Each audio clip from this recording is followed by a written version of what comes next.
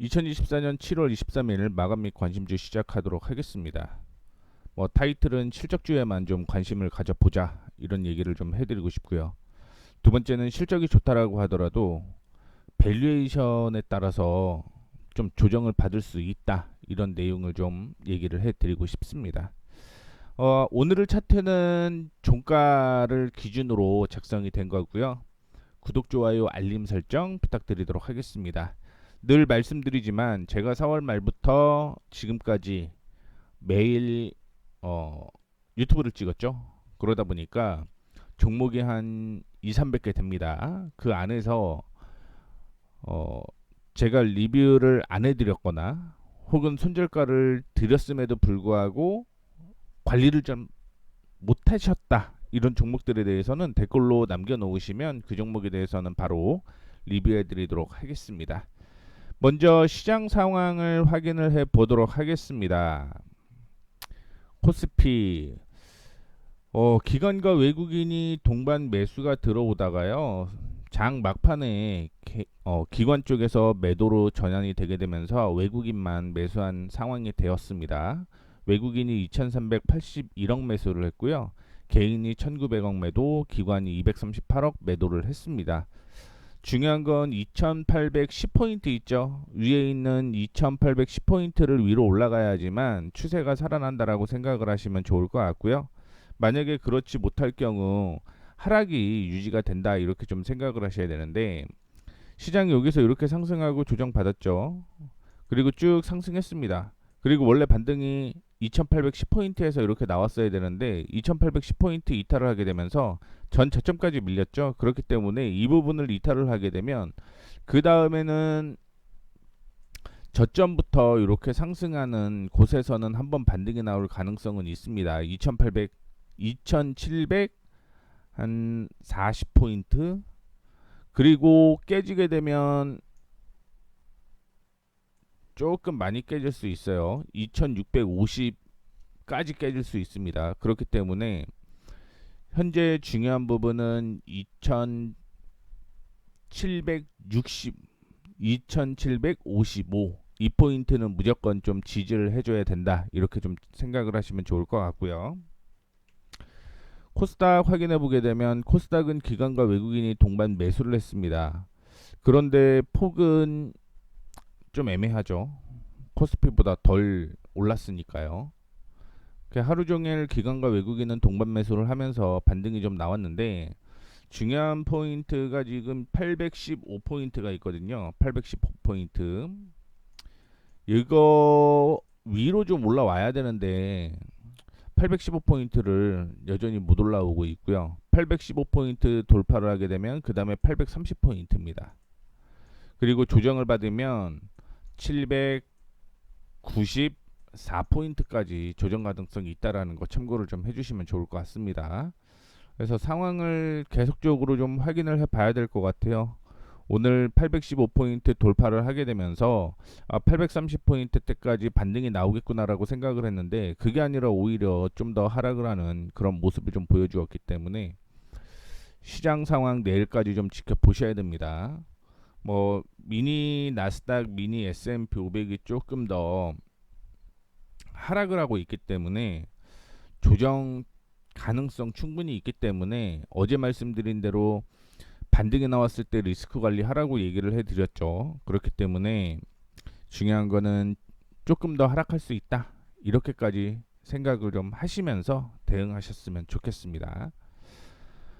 오늘 테마 섹터 확인을 좀 해보게 되면은 마리아나 관련주가 상승을 했죠. 온라인 예측 사이트 프레딕트 이에 따르면 22일 해리스 부통령이 미국 대통령으로 당선될 확률이 40%로 집계가 되었다라고 얘기가 나오게 되면서 관련주들이 상승을 하는 모습이었고요. 우크라이나 재건 남북 경협은 트럼프 수혜주죠. 그러다 보니까 어제 올라갔고 오늘은 쉬는 그런 모습이 좀 연출이 되었다라고 보시면 좋습니다.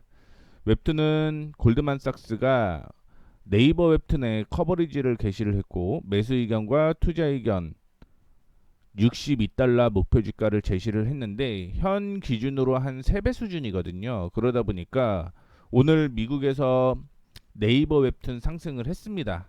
그래서 웹툰 관련주가 오늘 오전에 반짝 출발을 한 후에 윗꼬리를 좀 다는 모습을 보여주었는데, 에버코어 ISI도 웹툰 엔터테인먼트에 대한 커버리지를 시작을 하게 되면서 아웃퍼폼, 이게 이제 비중을 확대를 해라 이 얘기거든요. 그리고 30달러의 목표 주가를 설정을 했습니다. 이 에버코어 ISI가 골드만삭스만큼 유명한 곳이라고 생각을 하시면 좋을 것 같아요. 그만큼 대형 IB에서 네이버 웹툰을 좀 긍정적으로 생각을 한다, 이렇게 해석을 하시면 좋겠죠.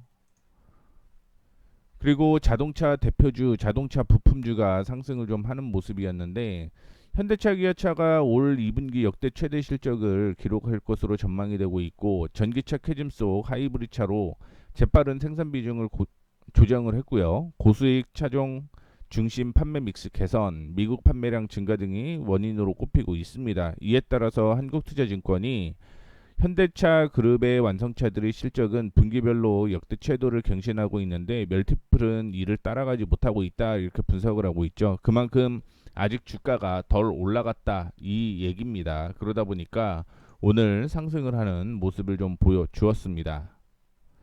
근데 폭은 그렇게 뭐 많이 올라가진 않았어요. 뭐 오늘 시장 대비해서 현대차, 기아차 3%씩 올라갔는데, 부품주는 그렇게 뭐 따라오지는 못하는 상황을 좀 연출을 했고요. 비만 치료제 관련주가 오늘 상승을 좀 하는 모습이었습니다. 그러면서 인벤티지레, 블루엠텍, 한국 BNC 이 종목들이 좀 많이 올라가는 모습이었는데, 비만 치료제 시장이 오늘 2028년 180조 규모로 성장이 예상이 되는 가운데 지난해 1조 3천억 원의 매출을 올린 삭센다에 대한 특허가 올해 만료가 될 예정이다라고 얘기가 나오고 있습니다. 그 외 음식료 업종 상승을 했는데요. IBK 투자증권에서 원가 부담 완화세가 이어지게 되면서 2분기도 음식료 기업들의 수익성 개선은 기대감이 유효하다라고 밝혔습니다. 그 외에 미국에서 일론 머스크 테슬라 CEO가 테슬라가 개발 중인 휴머노이드 로봇 옵티머스를 내년 공장에 배치하고 2026년부터 판매할 수 있을 것이다라고 언급을 하게 되면서 로봇 관련주가 일부 상승을 하는 모습을 보여주었고, 반도체 관련주는 미국에서 상승을 했음에도 불구하고 국내에서는 하락 마감을 한 게 훨씬 많죠. 그래서 상승이라고 얘기는 하고 특징주라고 얘기는 하지만 실질적으로 저는 하락했다, 이렇게 판단을 하고 있습니다. 그래서 엔비디아가 미국의 대중국 수출 규제에 걸리지 않도록 중국 시장용 플래그십 인공지능 칩을 개발 중이다라고 전해지게 되면서 올라가는 모습이었는데, 뭐 삼성전자 일부 상승을 했고요. SK 하이닉스 한 3, 4% 정도 하락을 했는데 뭐 보합으로 마감을 했죠.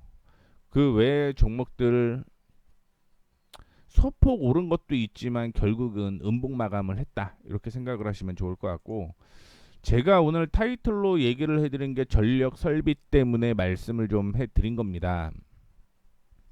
HD 현대일렉트릭이요, 어닝 서프라이즈를 기록을 했어요. 그렇게 되면서 종목들이 그냥 강보합 수준으로 움직였는데 현대일렉트릭의 실적이 나오게 되면서 관련주들을 다 끌어올렸습니다. 그래서 현대 H 일렉트릭이 17%가 상승을 했고요. LS 일렉트릭이 18%가 상승했습니다. 그만큼 한 종목의 실적이 뛰어나다라는 건 업종 전체로 온기를 좀 불어넣을 수 있다라고 생각을 좀 하시면 좋을 것 같고요. 이 종목들이 여전히 더 올라갈 것이다라고 예측을 하고 있는 거죠. 그러다 보니까 밸류에이션이 해외 쪽으로 가려다 보면 아직까지는 저평가다라는 인식이 좀 있다라는 것도 기억을 좀 해주시면 좋을 것 같습니다. 그 외에 미용기기 관련주가 상승을 좀 하는 모습이었는데요. 세계 최대 이커머스 플랫폼인 아마존에서 화장품 판매가 급증한 데 이어서 가정용 미용기기의 올해 상반기 수출액은 이미 지난해 연간 실적에 육박한 것으로 전해졌다라고 얘기를 하게 되면서 미용기기 관련주들이 상승을 했습니다. 그리고 마지막으로 반도체, 죄송합니다. 카카오를 잘못 적어놨네요. 수정을 안 해놨는데 카카오 그룹주가 하라 그랬어요. 김범수 카카오 경영 쇄신위원장이 구속이 되게 되면서 카카오뱅크, 카카오페이, 카카오 게임즈 하락을 했습니다. 이렇게 되면 카카오 그룹주는 전체적으로 매도를 해야 돼요. 왜냐면은 향후의 전망이 뭐 어떻게 될지 모르는 상황이기 때문에 리스크 관리 차원으로 정리를 좀 해야 된다라는 말씀을 좀 해드리도록 하겠고, 그동안 저도 카카오랑 카카오뱅크 관심을 좀 갖고 있었는데 지지선을 계속 지지를 하다가 오늘 깨지게 되면서 정리를 해라 이렇게 사인을 좀 드리고 싶습니다. 뭐 빠르게 순서대로 좀 얘기를 해드리도록 하겠습니다. 한국 BNC는요 정말 많은 이벤트를 가지고 있습니다.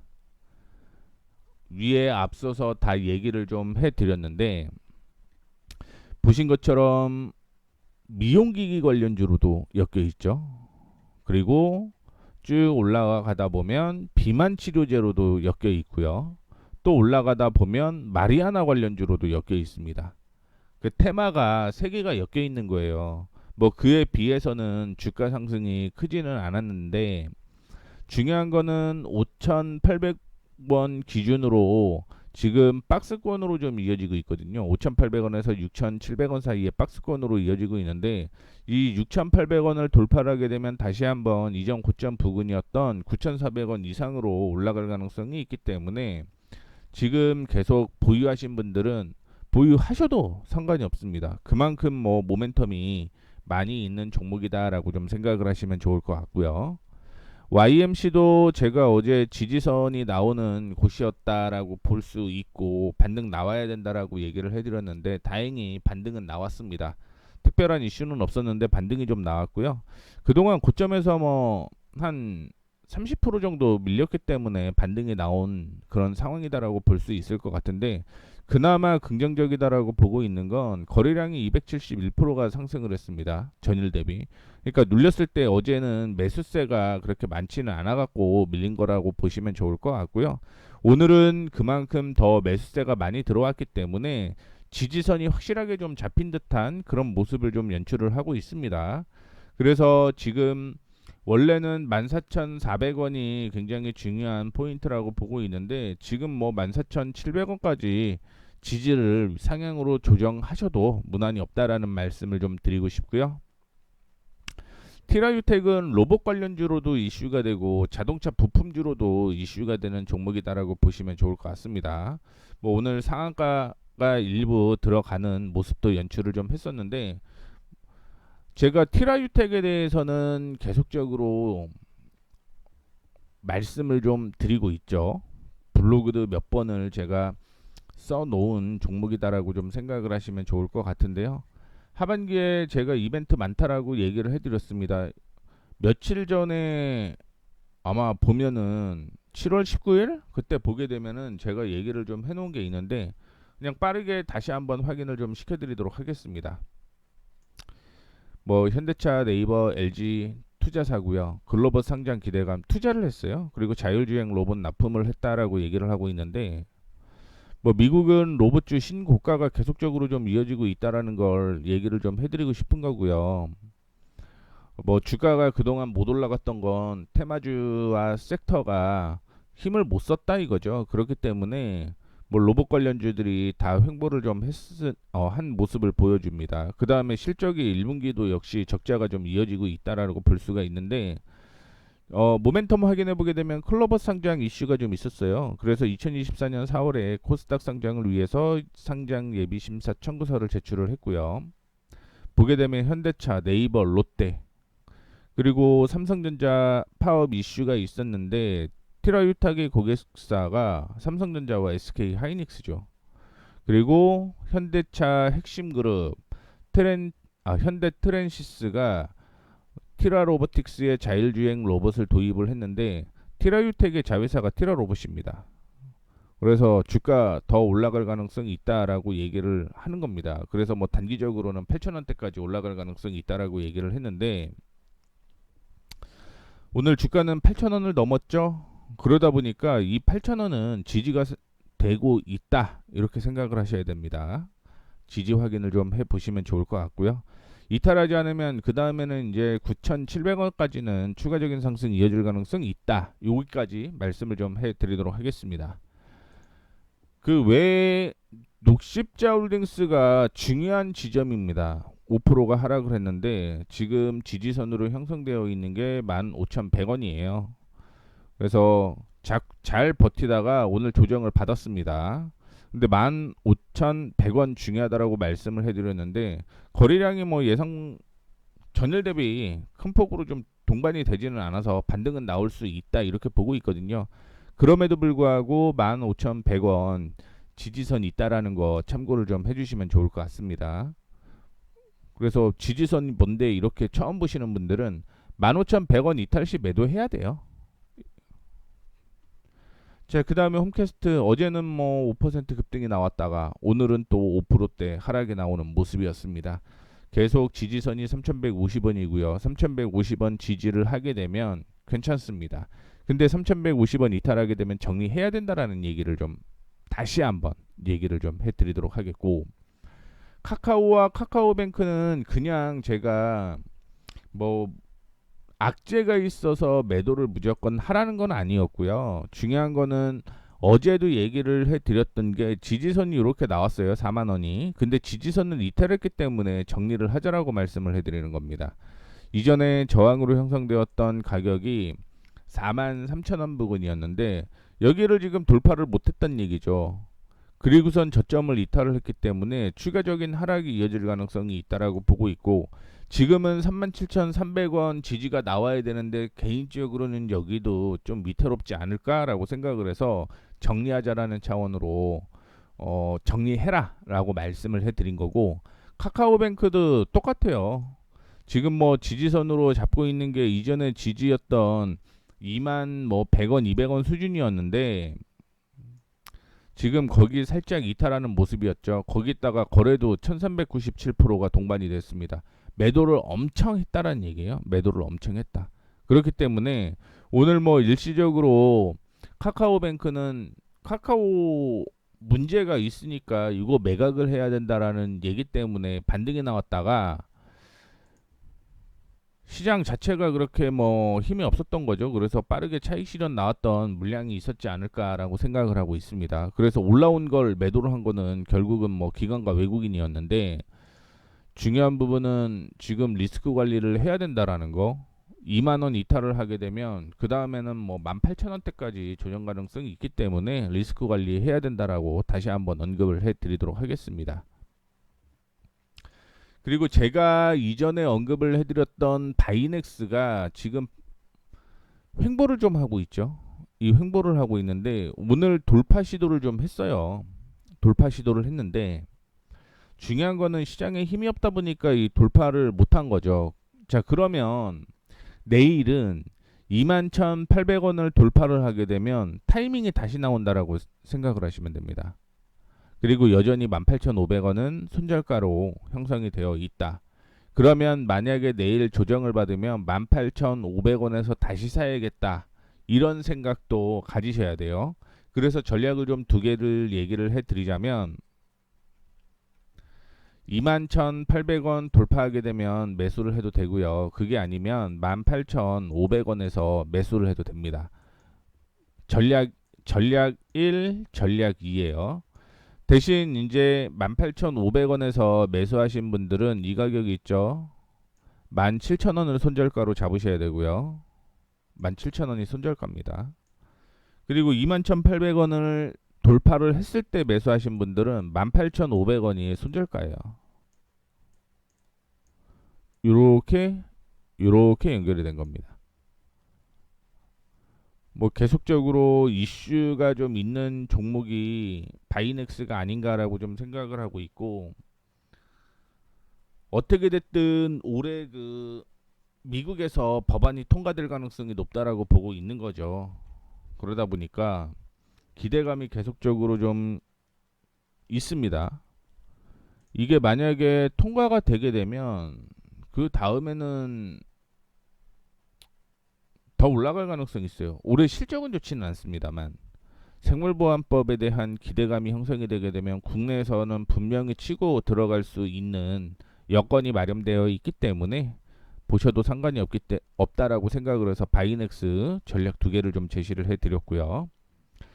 그다음에 현대인 인프라코어 뭐 특별한 이슈는 없었어요. 우크라이나 재건주 뭐 얘기를 하고 있는데 재밌는 거는 그거였습니다. HD 현대인프라코어가 실적이 좋지는 않았어요. 2분기 실적이 좋지는 않았는데 반등이 나오는 그런 모습을 보여주었습니다. 어제도 똑같은 상황이었어요. 실적이 좋지는 않았는데 우크라이나 재건 사업에 대한 기대감이 계속적으로 좀 존재를 하다 보니까 지금 뭐 저항으로 강하게 저항으로 잡고 있는 9,000원을 돌파할 가능성이 있고요. 9,000원을 돌파하게 되면 추가 매수 충분히 가능해서 현대인프라코어 다시 한번 매수 못하신 분들은 매수 타이밍 나왔다라는 말씀을 좀 전해드리고 싶습니다. 단 9,000원을 돌파를 했을 때 매수하신 분들 같은 경우는 손절가를 좀 타이트하게 잡고 대응을 하셔야 된다라는 말씀을 좀 드리고 싶은데요. 8,700원 8,700원 9,000원 돌파 시 매수해서 돌파 매수해서 8,700원 손절가로 잡으면 됩니다. 참고로 올해 실적이 좋아요. 올해 예상치가 사상 최대로 알고 있습니다. 사상 최대. 그래서 실적주로서 현대인프라코어는 보셔도 무난하다 이렇게 보고 있습니다. 아마 지금 실적을 파악하시려고 하시는 분들은 수정이 지금 진행이 되고 있기 때문에 안 나올 수도 있겠다라고 보고는 있지만 어쨌든 올해 제가 실적 체크해 본 건 사상 최대의 실적이 예상이 되고 있습니다. 그러면은 이전에 고점 돌파를 해야 된다는 얘기인 거거든요. 그래서 현대인프라코어 말씀을 좀 드린 거고요. 리메드는 실적이 없습니다. 그냥 기술적으로 보셔야 되는데 그 전에 거래량이 많지는 않았다가 오늘 거래량이 800% 동반이 되었거든요. 이것 때문에 관심을 좀 가져도 괜찮지 않을까 이렇게 좀 생각을 하고 있습니다. 뭐 특별한 이슈는 없었는데 뭐 파리올림픽 메달을 기원한다 하면서 대한민국 비보이 비걸 지원을 하겠다라고 얘기를 했는데 뭐 아마 파리올림픽 관련해서 그냥 단기적인 상승이 이어질 가능성도 있다 이렇게 보고 있었기 때문에 참고를 좀 해주시면 좋을 것 같고요. 중요한 거는 내일이거든요. 3,150원을 3,130원이에요. 정확하게 3,130원을 돌파를 하게 되면 매수를 해서 3,700원에서 정리합니다. 3,700원 만 20% 정도 15에서 20% 정도 수익 나면 정리를 하는 방향으로 진행을 하시면 좋을 것 같고요. 만약에 올라가지 않으면 이거는 매매를 하면 안 되겠죠. 시장이 안 좋으면 리메드도 당연히 조정 받을 거거든요. 그렇기 때문에 그 말씀을 좀 드리도록 하겠습니다. 마지막으로 글로벌 텍스프리 올해 뭐 파리 올림픽에 대한 악재가 있었죠. 사실은 파리 올림픽에 대한 기대가 있었는데 파리에서 자회사의 악재 때문에 주가 하락했고요. 지금은 턴 어라운드 되고 있는데 원래 글로벌 텍스프리가 1분기에 흑재 전환 예상을 했거든요. 그런데 1분기 흑재 전환이 안 되고 2분기 흑재 전환으로 바뀌었습니다. 그렇다라고 하면 2분기 실적이 나오게 되면 다시 한번 상승 가능성은 있다라고 보고 있고 아이고 삐뚤빼뚤하네요. 5,000원대까지는 목표가 잡고요. 5,000원. 그러면 뭐 한 15% 20% 가까이는 상승 가능성이 있는 거죠. 그렇죠? 그리고 지금 보시다시피 4,250원 돌파시 매수 손절가 4% 잡으시면 됩니다. 4%. 시장이 좋지는 않아요. 시장이 좋지는 않은데 그럼에도 불구하고 실적이 나오는 종목 위주로 좀 보자라는 말씀을 좀 해드리고 싶고요. 왜냐면 시장이 안 좋아도 갈 종목들은 가는 게 뭐 최근의 특징인 것 같습니다. 다만 이제 목표가를 좀 짧게 잡고 대응을 하셔야 된다라는 말씀을 좀 드리고 싶고요. 실적이 아무리 좋다라고 하더라도 SK 하이닉스 같은 경우는 지금 외국계에서는 발을 좀 빼고 있거든요. 실적이 좋다라고 하더라도 너무 많이 올랐다 이렇게 해석을 하는 게 좀 있는 것 같습니다. 그러다 보니까 밸류에이션까지 좀 확인을 하면서 매매를 좀 이어가셔야지만 안정적인 매매를 좀 할 수 있다 이런 말씀 드리도록 하겠습니다. 자, 이렇게 해서 2024년 7월 23일 리뷰 앤 프리뷰 마감하도록 하겠습니다. 저는 머니프리웨이 모에입니다. 감사합니다.